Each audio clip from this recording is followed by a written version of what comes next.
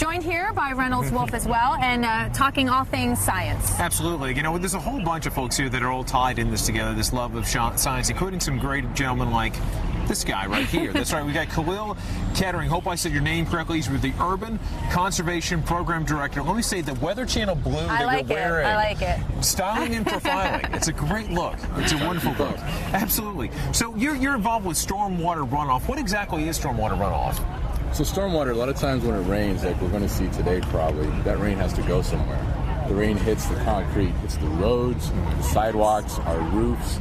That all then picks up all the pollution that's on the road. Think about all the grease that comes from your car, the gasoline, the chemicals, even off of people's roads, fertilizers, pet waste, off their yards, and then goes into our urban waterways. It goes into fresh water. The challenge with stormwater is it is the fastest growing source of freshwater pollution in the Chesapeake Bay, where we are, but also globally. I mean, we have over 10 trillion gallons, with a T, trillion, of stormwater pollution globally that affects our urban waterways. So those are things that we can see. You know, whenever we see the flooded roadways and that runoff, and then you see that stuff in there, what is it that we don't see that is damaging the environment? Sometimes you don't see a lot of the sediment that's going in there. Erosion is one of the biggest challenges, but also heat and velocity.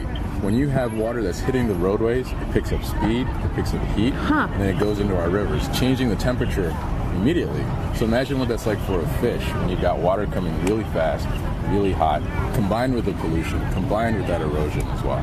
Now, cool. Bringing science back into this, how do you use science to help solve this problem? How do you apply it? So science has been helpful because we can then ask the questions, the what, the why, and the how. What's the challenge? Stormwater.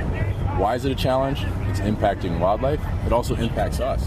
This is where we get our drinking water from. This is where we go out and recreate fishing. This is where we get the fish that we eat from. But then the how do we fix this?